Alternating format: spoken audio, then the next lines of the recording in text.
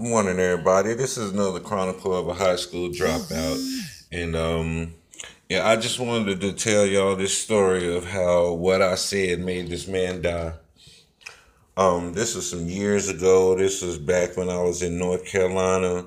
This is back right at the early stages of my addiction. I was addicted to cocaine, crack cocaine, and thank God for deliverance. But this particular evening, I went out and being smoked. I wasn't a everyday user. I would just like every now and then I would go out and spend a ridiculous amount of money on drugs and just have a big binge party by myself, basically.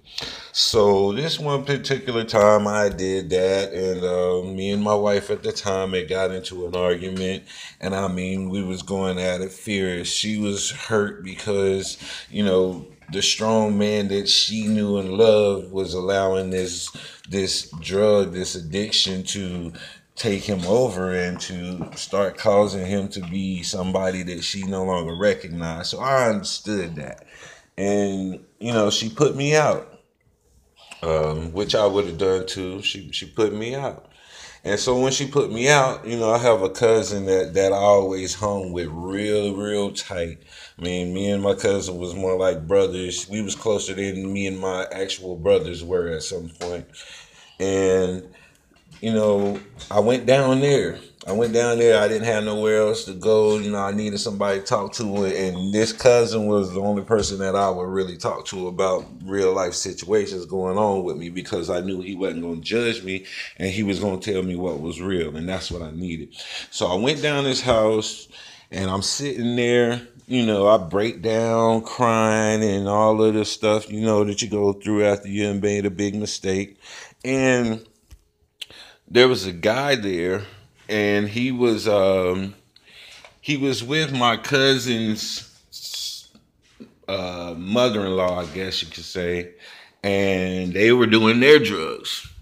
They did the same drugs that I did, and so I was just sitting there and I was pouring out my heart, man, and I was like, I don't even know exactly what I said, but it was something along the lines of, man, why did God turn his back on me?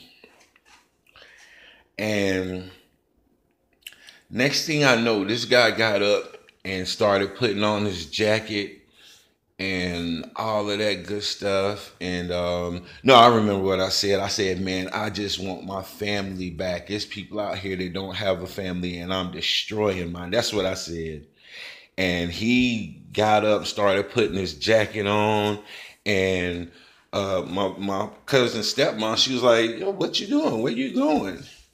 This brother said, "I'm going home to my wife." Uh, Man, he died to his flesh.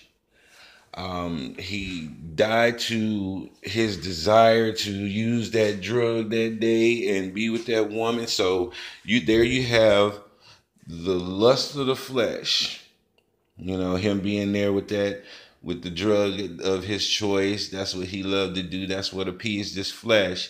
Yeah, the lust of the eye. He was there with the woman that wasn't his wife, that was pleasing to his eye, that was pleasing to what he wanted to do. And then you had the pride of life, where this man, he had to humble himself. He had to humble himself enough to say, hey, I'm wrong.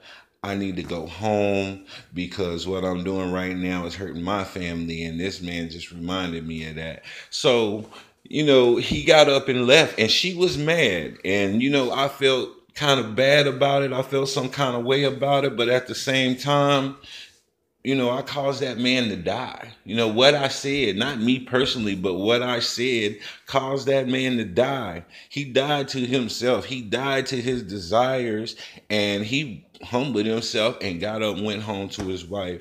Now, what happened after that with him and her, and I'm not sure. But all I know is that day when I was in a broken, low state, my cry out to the Father ended up causing this man to be convicted in his heart. He was able to die to himself and go home. And that's a blessing. Peace out.